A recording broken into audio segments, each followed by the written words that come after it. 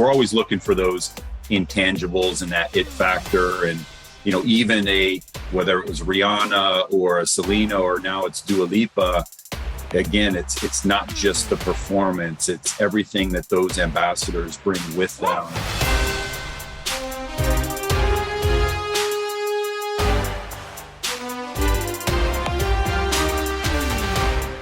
All right, I'm not gonna lie, I'm excited for this one because I have an old friend on the show, and I don't mean he's old. He's not old. I mean, this is where I wish we had video because you're still wearing the Puma tracksuit and you look great, man. I mean, let's start with the big thing. Like the West Coast misses you, and the West Coast roots for you.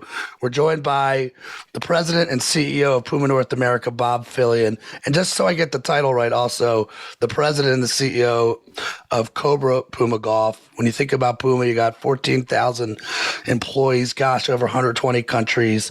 But do you miss the warm weather? Let's get to the real question here. Thanks for having me, Ryan. Yeah, of course I miss. I mean, 72 and sunny doesn't get old, right? I mean, it's beautiful. So, I say I have the best of both worlds because, I'm a Midwest boy at heart from Detroit, right? And Boston has called me back in my career a few different times. And so I love Boston, love being here.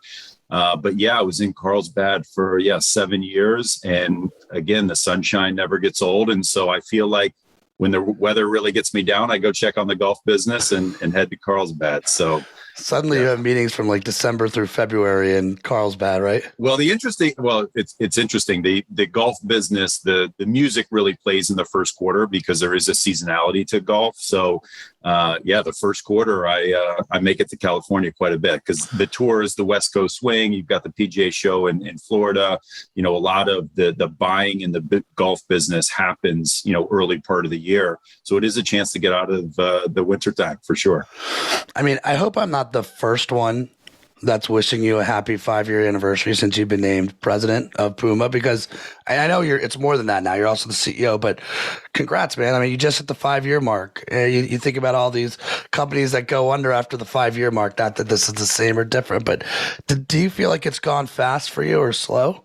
Yeah, super fast. Yeah, especially with the last couple of years and the world flipping inside out. I mean, that is just, it's changed the dimension of time. So yeah, it's gone really fast. I've been with Puma since, I came in 2005 to start the golf category. So, it's been, 17 years. I just passed my anniversary here with the cat. So, it feels like it's gone by, and it's been, 3 different, periods, that startup of golf and then acquiring Cobra and, establishing Cobra Puma Golf and now the Puma North America piece. So I'm sure we'll get into some of that, but yeah, it's gone by very, very fast.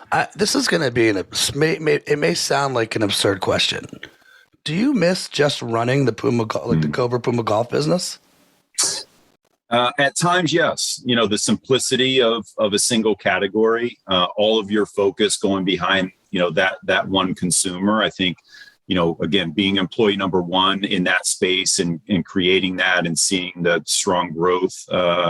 I'm super proud of, Cobra Puma Golf and everything that, the team is doing.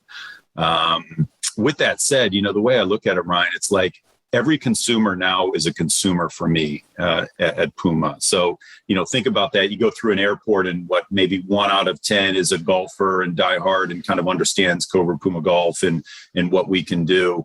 But now it's 10 out of 10, right? Everyone either wears sandals or a hoodie or a t-shirt or, sneakers and, or runs and plays basketball and does yoga. And, so I feel like, it's an additional challenge for me because now, I'm looking at you, like, even if you don't play golf today, like, I'm looking at your hat and your t-shirt and like, why isn't that Puma? So oh, here we go. Great. For the record, we've got no video going today. I've got my actual courageous cat. So we're brothers. Yeah. We're both on cats. It's a lion in there. Yeah, there you go.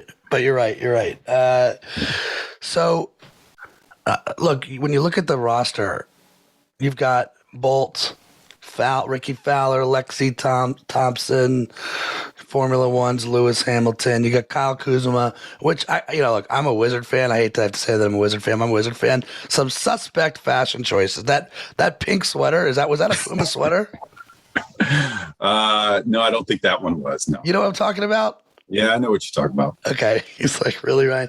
I mean, but he cuts through, right? I mean, it's absolutely. like, I mean, look at that suit LaMelo Ball wore, I don't know, it was a month or so ago. I mean, it's certainly the basketball dynamic has changed because there's as many eyeballs on the way to the stadium or in the tunnel as there are on the court. So, when I was growing up, it was about, the points and the rebounds and what you did on the court. And obviously now there's so much more, wrapped around how you get the consumer's attention. I feel like now there is no time off. Like for the players, like it's not just about the game. Like you said, you're walking in your street clothes and that's an opportunity and the lights are on. Do you think the players feel that too now? Yeah, 100%. No, I think, and even in the golf space that we were talking about, I mean, think of Bryson, now it's just like the camera's always on, the mics are always on. And I think, understanding when you get to a certain level that it is definitely an always on proposition. And just like we were talking about, I mean, the basketball dynamic has definitely changed. It's not just the game, it's everything around it. And I think that's the case. I mean, what Neymar is doing for us on the soccer side, obviously his as a cultural icon outside of just the pitch, right? So we're definitely thinking differently. I mean, if you look at our ambassadors, it's not just world-class performance, but it's like, what else? LaMelo brings so much more than just the game in Charlotte, as does a Pulisic or a Neymar. You look at, obviously I know you from our early golf days and Ricky Fowler. And, again, there was so much more than just the score that he shot, right? So we're always looking for those intangibles and that it factor. And, even whether it was Rihanna or a Selena or now it's Dua Lipa, again, it's not just the performance, it's everything that those ambassadors bring with them, to drive our business. You talked about like an always on mentality for the players. Mm-hmm. And then you said, like, now you're at the airport, it used to be 1 to 10, and now it's 10 and 10 are consumers. Are you always on, or can you, like, when you're walking around an airport, are you like, gosh, just give me a moment where I can breathe? Or are you constantly like checking out everything? Yeah, I'm a shoe dog, so I think my life is ruined from wherever I go, even if I'm on vacation, I'm checking out people's feet. Right. And so always looking at that. And I think, as once you get in the business, you start looking at advertisement differently and, just in your normal life. But, I had a mentor early on that said, hey, when you're home, you're home. And, obviously, being a husband and a father, I think that's really important. And so whether it's, again, vacation time or it's dinner time and it's family time, I try to switch off because I'm no good if I come home and I've got my phone and, I'm still bringing, work in. So, I try to have that balance. It's always tough, and I'll take any and all advice that anyone can pass my way because I'm still trying to get it right. But I think you have to have that balance. So I got an idea for you. You said you're open to feedback here. So, we've got this thing called the Great Resignation. I'm sure you haven't heard of this before, right? It's also been called the Great Reshuffle. Yeah. But for you, all I see is the Great Shuffle.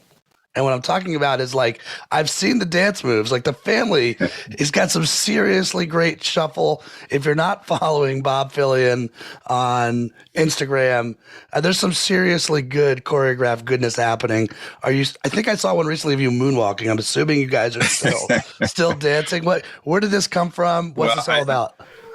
Well, I had a choice to make, and I guess it was kind of at the start of the pandemic in terms of TikTok. So, my daughter's 16 and she dances, she dances for a local club here and is in competitions and whatnot. And of course, TikTok as a platform is just, an amazing thing. And so she was dancing, her friends come over and, they were either dancing or they were baking. And I was like, you know what? I've got a choice to make. I'm either going to, get involved with her and spend more time with her, or, I'm going to miss some time with her. And so, I decided to get into the TikTok thing with her and, do some little dances. It's pretty short stuff, so it's not too intimidating. But when we lived in Carlsbad and she was dancing for a team there, we did some father-daughter stuff and some competitions. And so I was kind of, into it. And TikTok's just my chance to spend some more time with, my family. So we've got some good stuff on there. It's a lot of fun. I think my family gets frustrated with me because, of course, my daughter picks stuff up so quickly and it takes me like take after take after take. But maybe subconsciously, I kind of do that just to spend more time with them anyways. So it's good stuff. You're not a small guy. I mean, how tall are you? 6'3", 6'4"? 6'3", yeah. And to see you moonwalking into it was impressive. I'm sure you're. Well, listen, I'm from Motown. So I grew up with, Motown music. So. All right, let's have that chat.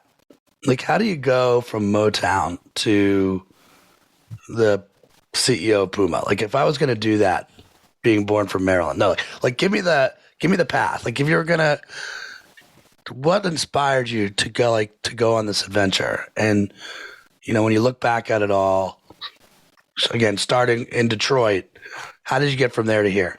Yeah, I mean, the red thread is sports, and I'd say overall it's chasing my passion, which was sports. But growing up and playing, all the sports and typical, you start getting better at one of them. For me, that was golf, even though my favorite was basketball, but I just lacked talent.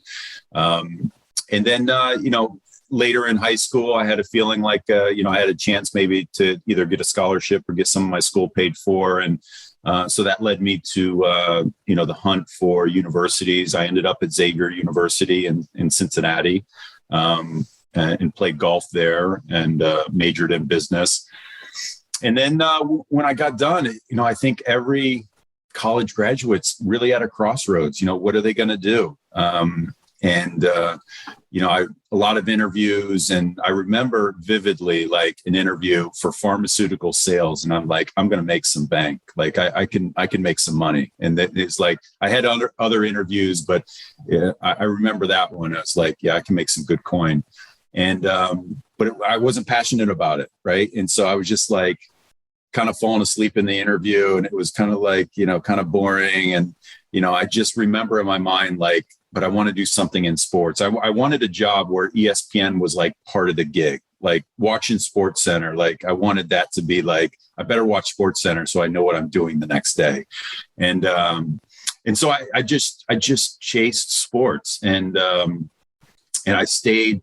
I guess fortunate for me, I stayed in that zone, and I had crappy jobs, but I was involved in sports and around sports people, and finally got a chance, to work in the business. Actually, the athletic director at Xavier connected me to still today a friend and mentor at Reebok. Got a chance to be an entry-level sales rep, kind of hustled, and then went to Chicago for a little bit, ended up in Boston, went to Europe for 6 years. Again, had a chance to come to PUMA, and then, bounced to California, and, now I'm back. But I think the red thread, again, chasing my passion, being curious, being uncomfortable, being courageous, at times. And, that's really driven me where I am today. You've mentioned this a couple times now, that you've had a few mentors. And I mean, I always felt it took me a long time to learn that. I just was stubborn, or maybe because I was in New York City, and I always describe New York City like this fast-paced treadmill on 10.0, and if you can jump on and you can run, you can stay a while. But yeah. The game of New York City, which is what it felt like, it could be cutthroat. Madison Avenue is very tough. When I look back on it now, I'm like, oh, I did have mentors. I just didn't declare them that way. Maybe you've mentioned a few mentors. Like, can you share a few of them and what made them mentors, and maybe some advice that you have about mentorship? Yeah, I think like you, Ryan, like you don't know their mentors at the time, and certainly early in your career, it's not like I'm seeking out a mentor and, that kind of thing. It just kind of evolves. And then later on, you like look back and you're like, that person really, really helped me. Right. but yeah, I think, the first mentor was that first boss at Reebok, Steve Bandy. He was a regional sales manager in the Midwest, and, really taught me, how to sell. And, again, as a sales rep, that's what it was about, selling, shoes. At that time I had the Shaq shoe, the Big Hurt shoe, Emmett Smith, Sean Kemp, and I'm trying to think, there was maybe one other, but yeah, it was crazy time in sports, and signature shoes were happening. And yeah, so I think as a mentor, Steve really helped me early on in my career, really focus on, again, art of selling.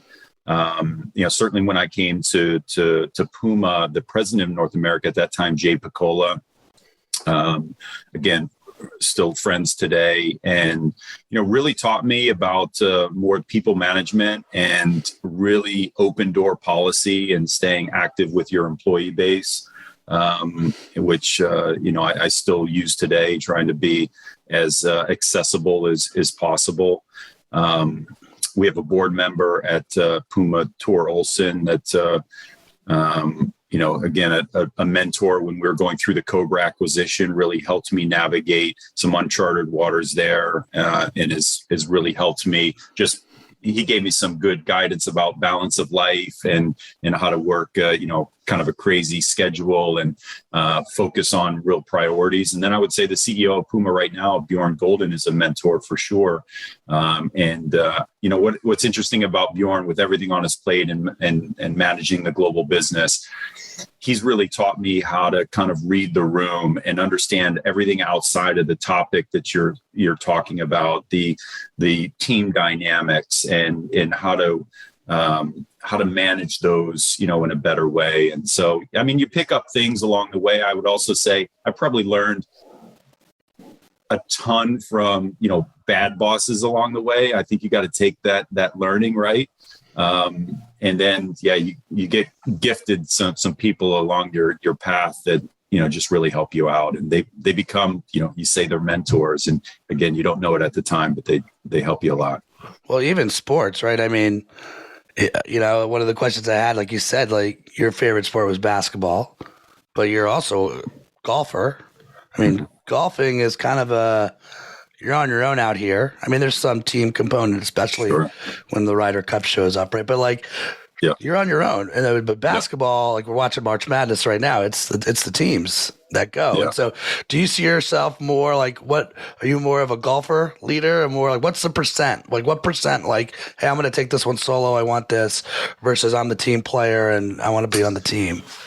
It's an interesting one. Like golf to me was, it's an individual sport, but even college golf, like you're on a team, right? I mean, you travel together. And that was always exciting to me. So I was team sports guy. I was never really felt like I was, individual sport.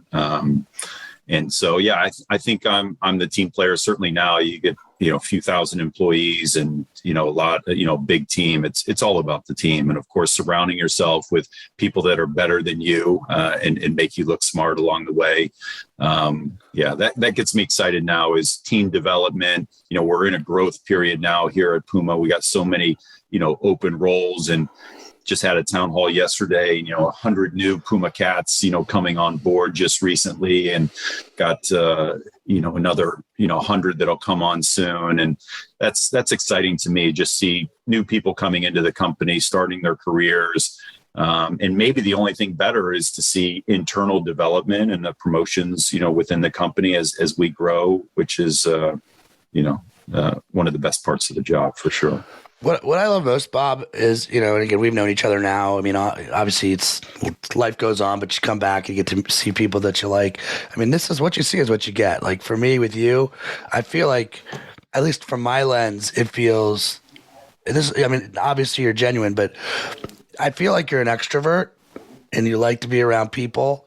Are you 100% extrovert? Are you 80%, 20% introvert? Where's the number? Yeah. I don't know. It's a good question. I think when things kind of get crazy, like I like to cook, like that's my creative escape. Right. but I don't like to cook in a team. Like it's like the kitchen is mine, right? And it's like if you're in my way, like so. I mean, there's times where, I either need to golf by myself or go for a run, or I'm into the Peloton thing now because we've signed up some of the ambassadors. So that's kind of a new chapter for me. Alex, isn't Alex one of them? Yeah, Alex and Olivia and Didi. Yeah, nice. They're awesome. So yeah, there's some individual things that's probably more, escape for me. But yeah, I think overall, I like people, I like team, I like the interaction. That's fun.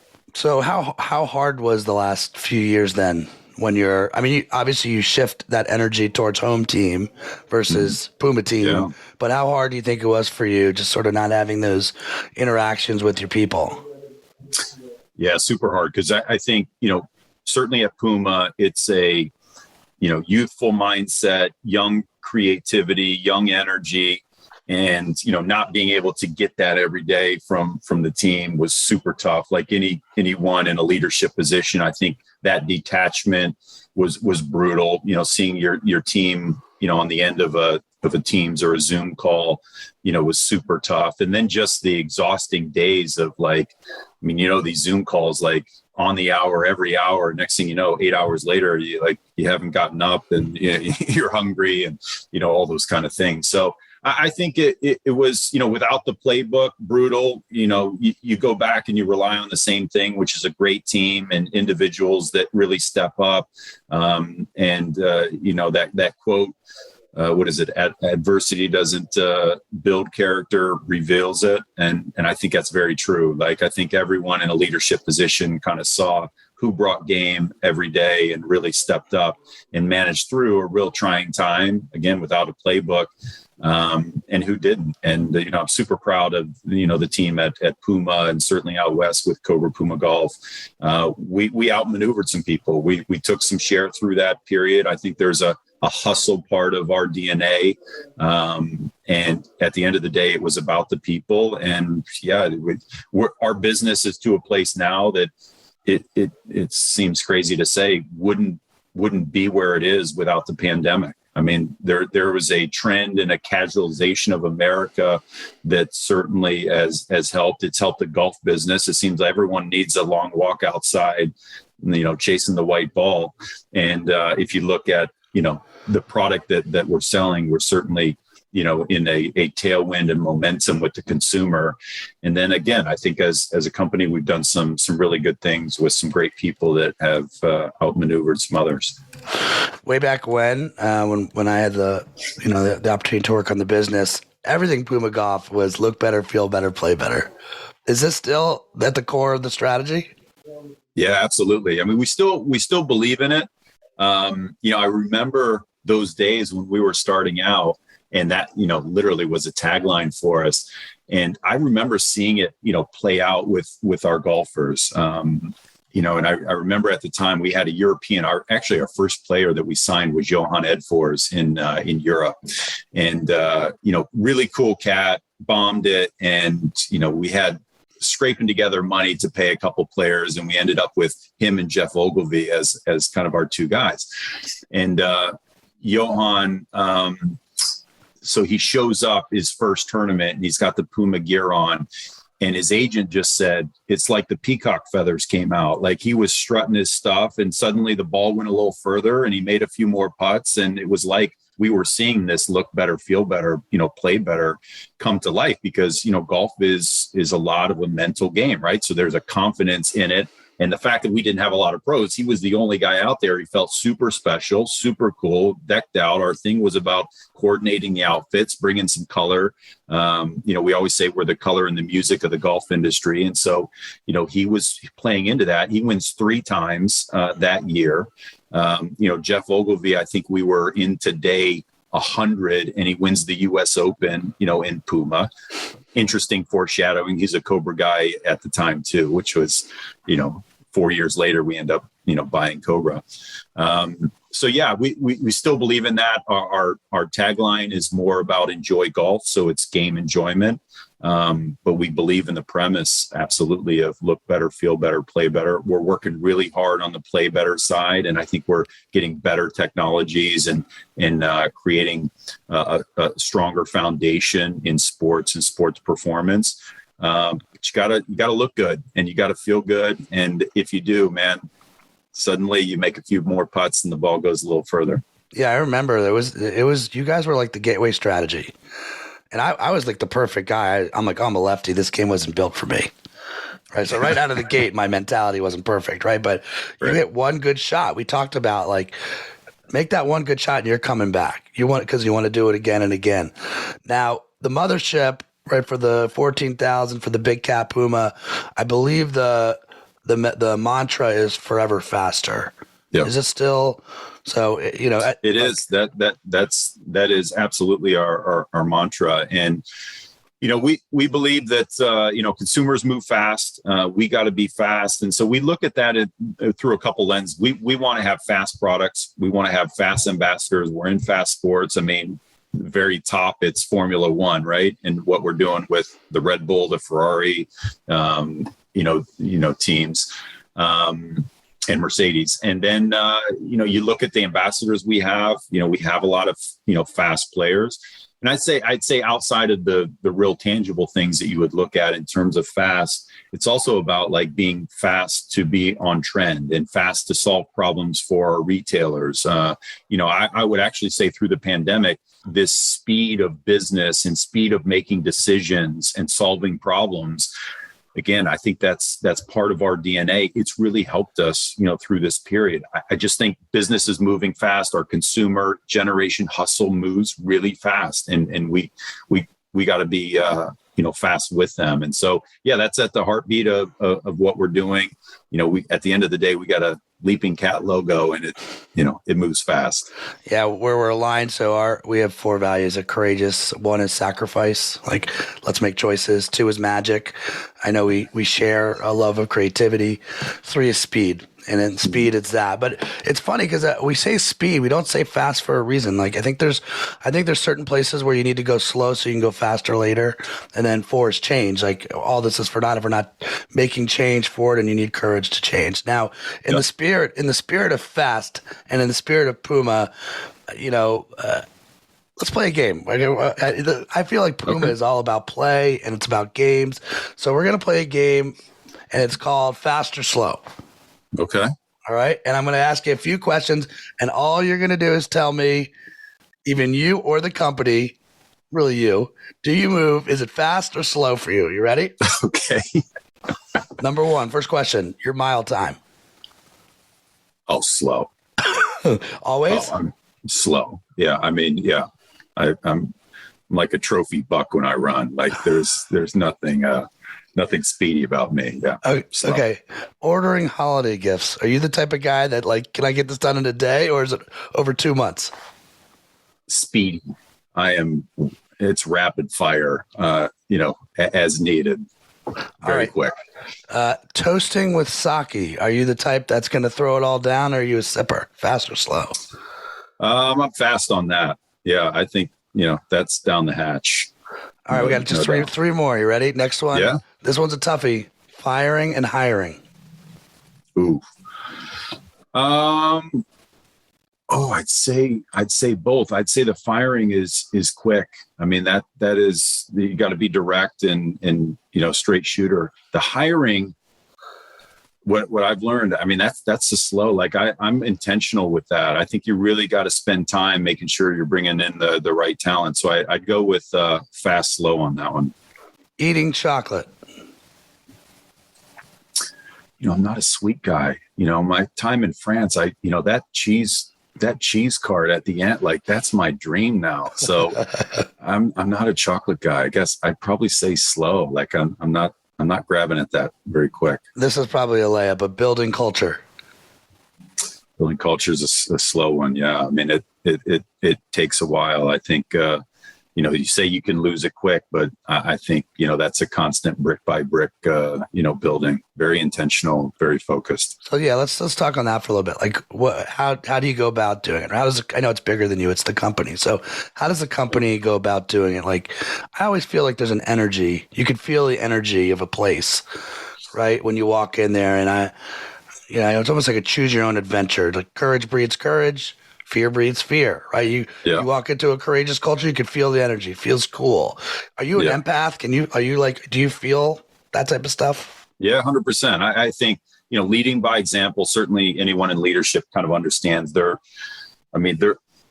outside of the meetings. It's like, it's the in-between, how did you interact with people in the elevator and in the lobby? And, when you went to grab a coffee, and I think, you're kind of, that's, always on in terms of leading by example and bringing in an energy.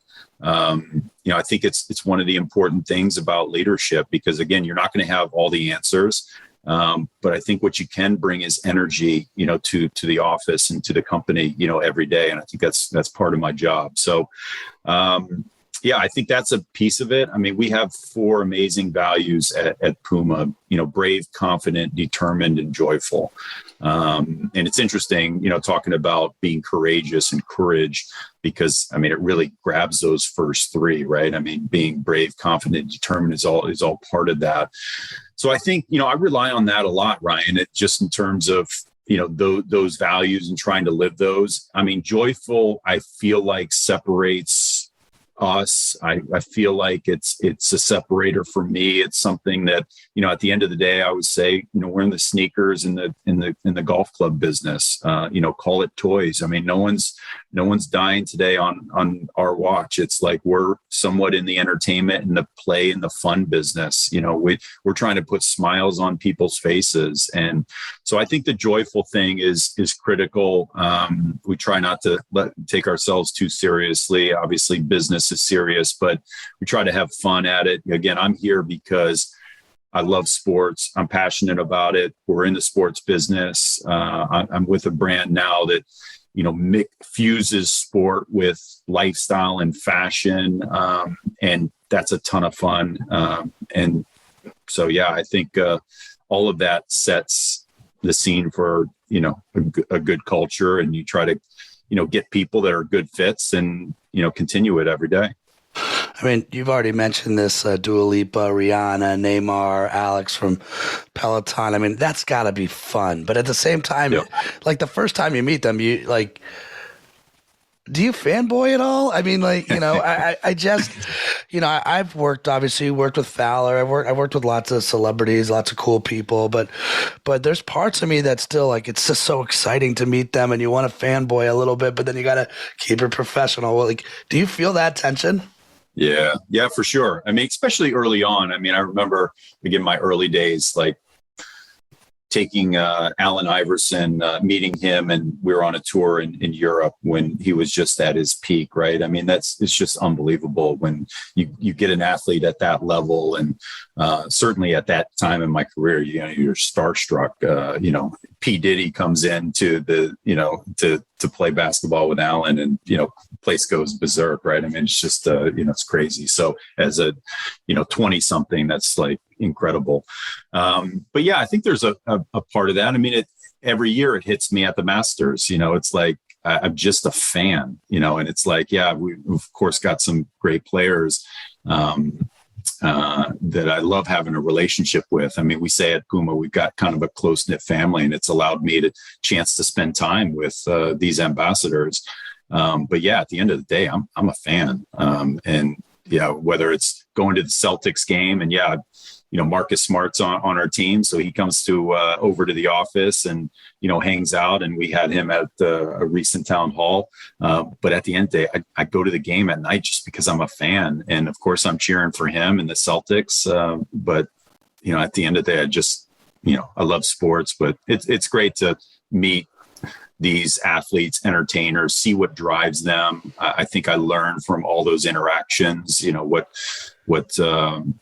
makes them successful. I mean, Jay-Z has been, an amazing partner, and just those meetings, I pick up so much interesting stuff in terms of how he sees culture and what moves the consumer, and some of the creative ideas that people like that bring to the table. I think it's fascinating. When you get a chance to kind of just be up close with like a Jay-Z or an Iverson, and you get to spend time with them, away from they're the talent we know them for, we'll call it that, because they're talented in so many other ways. Do you feel like we're all more alike than we think, or are we all is it the other way? Yeah, no, a lot more alike. I think people build in their head these people, and they're on a pedestal, and the things that they do are just amazing. At the end of the day, when you get 10 minutes off the stage, I mean, they're just real people with normal life stuff, right? And it's I think you're a lot more alike than you are different, no doubt. And I think that's what a lot of people talk about meeting an athlete or an entertainer or something. They're just really good people. And I think, again, people like me probably build them up to a point where you think their life is just, completely different. And it's really not. I mean, it's, you end up having a lot more commonalities. So, I was digging around the website, got to dig around the website, see what you guys are working on, and ran into Reform and really liked. I mean, it's like almost like a no-brainer, right? That of course you'd be in the space, but saw the Run Towards Change platform. Is that how you describe it? How would you sort of describe what you guys are doing for the world? Yeah, it is Reform. So we started that with in partnership with Jay-Z. Some of our early work was you remember Meek Mill, and it was prison reform. So as an ambassador and going through what he did, that really was one of the first big topics we were tackling. And again, Reform is just kind of the umbrella of all the diversity, inclusion, stuff that we're doing. And that was kind of outward facing. I think what I'm really excited about is the internal stuff. So we have a Reform the Workplace too, because I think it starts with, our own, team and community. What we're doing, not just with our employees, but here in Boston, outside of our headquarters as well. And so Reform is kind of this overarching, umbrella that we put the internal and the external things that we're doing in the diversity, equity and inclusion space. And, it is obviously super meaningful to us as a company. It's meaningful to our consumers as well. So it's a bigger topic, which is a really good thing. And we're excited about where we're going. We've got so many new things with the headquarters I just mentioned. We're 9 months into a new facility here in Boston, we're bringing kind of two offices together into one, into our North American headquarters. And Reform is kind of a great pillar for us. We've got some new work and some HBCU space. Obviously, a lot of our talent recruiting stuff is going through a different and diverse lens now. We've got a lot of things in that space. And then again, externally, it's some of the work, with a Cara Delevingne in the Pride space, for example, obviously very important for us. There's Black History Month, all that is under our Reform, pillar as well. So a lot of really good things. Yeah, I imagine I think you call them ambassadors. Is that anyone that's a celebrity athlete? Did you call them ambassadors? Yeah, I think there was a moment in time where it's, as sports brands, it's really athletes, but for us, it really is broader than that. So yeah, ambassadors is kind of, I guess it's a broader term because we're working with, coaches and trainers and broadcasters and you name it, anyone that can influence the consumer. So these collabs that you guys are doing, it seems like you're doing a ton of them, and it seems like an excellent strategy, right? Because like you already mentioned about Jay-Z, like who knows the fabric of culture than the people that are actually like driving culture forward. And so you see these collabs that are happening now with celebrities and athletes, as you call them, ambassadors. Talk a little bit about the collab process and how important that is to like understanding what's going on in the world and the products you create. Yeah. Yeah, I think the ambassador space is really about two things. It's one is how do you get a face for what we're doing, a face for our products, someone that can lend credibility and get the message out, right? So that's clearly, one of the benefits. And then the second thing is how do you make sure that you're tapping into their followings and their fan base, as well. And so, kind of looking at it, through that two lens. Obviously, LaMelo Ball, gets us younger, edgier in the hoop space. I'd say Neymar as a cultural trendsetter, certainly helps us round out our portfolio, when it comes to soccer. With Pulisic, we get Captain America, and he improves our visibility, certainly here in the U.S.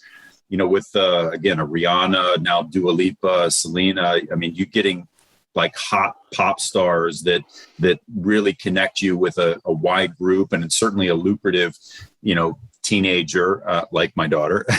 And then the collab side, I think, it's interesting. We work with a lot of creative people in that space. We just had one with we did actually a partnership with LaMelo and Rick and Morty, and that product came out at the All-Star Weekend, and it was amazing for us. Probably our hottest product that we've had in a number of years. Literally broke our site, the minute at launch, which was a new challenge for us, and immediate sellout. And you kind of think about that. It's like, you're getting Rick and Morty as in the fan base around that, and connecting them with PUMA, and then obviously an ambassador like LaMelo Ball at a time where the world is focused on the NBA All-Star game. And I don't know if but it was the left and the right shoe were different colors, and you could see it obviously on TV from a mile away. And then all the marketing and social stuff that went around it. That's why you do it. We did an outdoor collaboration with Helly Hansen the last couple of years. And that, I use that one as an example of PUMA's really not known in the outdoor space for, hiking, trail running, heavy outerwear. But Helly Hansen is. And so we can do a collaboration with them and, target their consumers and really, enter PUMA in the outdoor space with some credibility versus, us trying to do it ourselves. Another one I'll mention is TMC. So honoring the life and legacy of Nipsey Hussle there on the West Coast. And the Marathon Continues for us is an amazing, chance to not only work with the partnership around, Nipsey and his family, but also do something that's really culturally relevant, there, and giving back to the Crenshaw community. And then maybe our latest one is Batman. We did a collaboration with Batman. The movie's, crazy. And, you do something that ties into something that's happening in popular culture. Obviously, a lot of fans around that. And at the end of the day, I always say, we make stuff that people wear. I mean, people wear hoodies and T-shirts, and sneakers, and they have a sport bag and a hat. And, look at the two of us today. It's like, we make this kind of stuff. And when you connect it with something that happens and brings additional eyeballs, that we certainly are winning in those spaces. Yeah, you said earlier that I love the word you use, the casualization of life, and that's real. And I'm real curious to see, are we going to, pendulum back the other way, and how long is it going to take before, look, I don't ever need to see another pair of khaki pants again. I'm just calling it like it is for me. I haven't seen a lot of button downs. I certainly wouldn't want to be in the tie business at the moment. And I don't know, Ryan. I feel like versatility and comfort is what's winning, and I don't see that changing anytime soon. I think people really like, comfort is king right now, and I think versatility of at home, call it Starbucks, into the office, onto the golf course, everything in between. I think that certainly isn't going anywhere anytime soon. The irony of comfort is king is this is a show about, taking uncomfortable risks sometimes, right?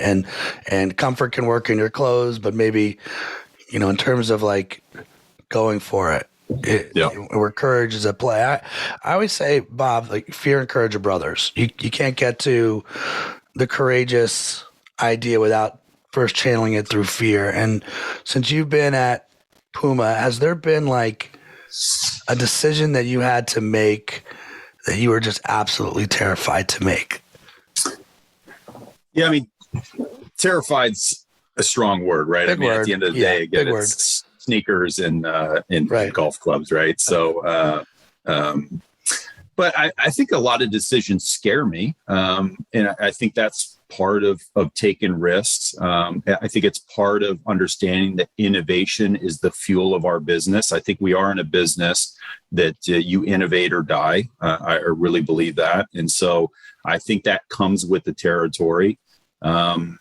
But yeah, I mean, there's a lot of decisions I can think of that are scary. I mean, hybrid work scares me. It just does. I mean, when you're detached from your team and you think about an environment and an office setting that relies on this youthful collaboration, that, and to let that go is scary. I mean, we're trying to have, a balance to that that is right for the business and our employees, but that's scary. I mean, let's be honest, opening up $150 million headquarters during the pandemic in Boston is a scary proposition, right? Big project, how your employees going to respond and, location and all those kind of things. Our first flagship store on Fifth Avenue in New York, that's a scary investment. I mean, it's big money. It's unknown. It's very competitive. That's, that was a monster. Let's be honest, re-entering the hoops business is scary. I mean, we got a competitor that is dominant in the space. And, what is that going to look like? Are we going to be, received, as credible in the space? Yeah, we were in it, in the 70s around Walt Clyde Frazier, and that started the Clyde and the Suede. And we've been in and out of it over time. But how is that going to go? And of course, there's scary elements to that. But again, I think it's all part about taking risks and understanding that you got to innovate to win in this business. Assuming we don't have another 1,000 days of pandemic, in your mind, what can you share about the changes that are coming over the next 1,000 days for PUMA? Probably less about change. I mean, hopefully the change is less supply chain woes and, less pandemic nervousness and those kind of things. But, I think actually less about change and more about just acceleration, more than anything. I feel like we're in a great spot, a great lane. We got trends in our favor. We're doing some good things. We've brought a lot of, really good people and talent. And so I think a lot of, our strategies are about, doubling down on things that are working and just, investing more in those and getting stronger. So, I think it's less about, hopefully change, just maybe change some of the bad stuff will lighten up a little bit. So we're coming down the home stretch. Last two questions. One, and I always like to say, if someone's made it this far, here we are, like minute 51 or whatever we are. They're clearly invested in this conversation. Maybe they are on their casual walk or doing whatever it is that they're doing. How can we help? How can we help? Obviously, if we're still here and we're listening, we're engaged in sports. We're curious about PUMA. How can we help? Or secondarily, what was the one thing that you guys have done? Like I can't believe that didn't go. I thought people would be more into that. And so I'd love to hear from you. All right, what can we do? What do you want us to look at the site? Take us somewhere, or something that you were sort of surprised where it didn't go the way you thought it would go. You mean in terms of career, or do you think as products? I mean, as fans of PUMA. Oh, fans of PUMA. Yeah. Okay. What hasn't worked? That's a tough one, Ryan. I mean, I'll use an example. I guess Cobra Puma Golf. Was it 8 years ago? We came out with colored golf clubs, right? And Ricky had the orange one, and we had other players with other colors, and you were really trying to break the mold. I think it led to what you see now, which is a lot of differentiation when it comes to drivers. Black is still by far dominant. I think we thought that was really going to change, and people would have the skittles of drivers out there. And we learned that some colors work and some don't, and people have kind of dialed it in, and they want to see something that's very technical, and you got to kind of have to watch how much color you apply. Obviously, white has been a color that has been adopted when it comes to golf clubs. So I mean that one kind of comes to mind just because we've kind of went really bold and then we've pulled it back from there. I still think color is a differentiator for PUMA and how we use it, including in the golf space with Cobra. But at the end of the day, I think our secret sauce, Ryan, is being strong in sports and fusing that and telling the consumer something else, that there's a lifestyle and a fashionability outside of sport, call it sport culture. And the way that we mix that up and fuse it, we think is our secret sauce and differentiator from the other guys. We're not afraid to, again, have ambassadors that are both athletes, but also, entertainers. And we always say we're at our best when we're the DJ, mixing it up. And, I got 2 teenagers now, and they're not like me. They're not just the Sports Center kid and just about sports. I mean, it's food, it's music, it's gaming, it is sports. It's all of those aspects of, the social environment. And that's where I think, Puma's thinking about all those different lenses. And, I think that's, that's our game. Yeah. People are swirls now. Everyone's a swirl. Right, a little bit of culture, a little bit of food, a little bit of sports. Well, Bob, man, it's so good to see you, man. Congratulations with everything. Let's get when you turn to the 34th year at PUMA, we'll have you back on the podcast again. Then does that work for you? Yeah, sounds good. It's exciting. Thanks, man. I like what you're doing, Ryan. Thanks for having me. Thanks, man.